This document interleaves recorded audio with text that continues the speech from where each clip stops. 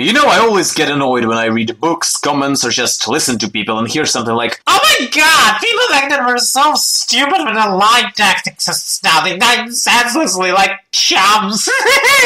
on which I usually answer with a 2x4 to the face, and also, you do not understand shit in those wars. And that's why I'll dedicate this episode to a little introduction as to how, from my experience, an army works, so we can dissect various armies of various epochs in the future. First thing that you must understand is that any army of any period consists from components, and I don't mean people or logistics, no. Any army of any epoch consists from technology, warrior culture, tactics, and morale, and like almost anything in this world, it works on a zero-sum game principle. Technologies define what your army wears, what it fights with, and what it eats. However, high tech doesn't guarantee you victory. A man with a rifle will defeat a man with a bow only if a man with a bow is less experienced than him. Warrior culture is a complex set of everything that in the end serves the same purpose, to create a good warrior out of a human. You know that Napoleonic system of guardsman promotion, or how ancient Chukchi warriors tattooed their hands for every killed enemy, or how modern spec ops have strange and funny traditions. All of that in the end trains a green rookie into a killing machine, or at the very least into a soldier that knows what he's doing. However, although a good warrior culture makes pretty formidable soldiers, they are not immortal, and a terrible commander or their honor or confidence can very easily kill them. And that's not saying that usually countries with such cultures rarely do have a high birth rate, and as a result, one bad battle and your country lost its whole army. And that's not saying that you can be as much awesome warrior as you want. If you're armed with a club and your enemy is armed with a machine gun, the results for the most part will be fairly predictable. Tactics in this case are not only formations, battle orders, etc., but also soldiers' experience and his ability to follow orders. Most famous armies of the world were known for their discipline and flexibility as a result of good tactics. However, good tactics usually means bad adaptivity. Any battlefield deemed unusual for them almost always ends with them dying, and if you manage to behead their leadership, panic and desertion are bound to ensue. That said, an army with bad tactics make good guerrillas or specialized units, but a bad, unpredictable army. And the last one, morale. Morale is your soldier's ability to endure psychological pressure. This is perhaps the most subtle and unpredictable element of all four, for not only it defines the will of the soldier, but also his overall humanity, and that's why it's either neglected or is given an unreasonable amount of time. An army with a bad morale will run away before the battle even starts, while an army with good morale will fight to the last man. However, too much morale can also hurt, quite badly I would say. Psychologically speaking, humans are quite fragile, and too much pressure can break him, not only in the he'll kill himself sense, but also in he'll turn into a puppet sense. Soulless puppets are a good resource that are especially required in a total bloodbath scenario, but the problem here is that the war will end sooner or later, but the puppets will stay. Those who lost their humanity usually can't live in a human society. Death is the only way for such creatures, no matter how cruel this might sound to you. All of these components are crucial in creating a good army, but to this day no one has found the perfect balance between them.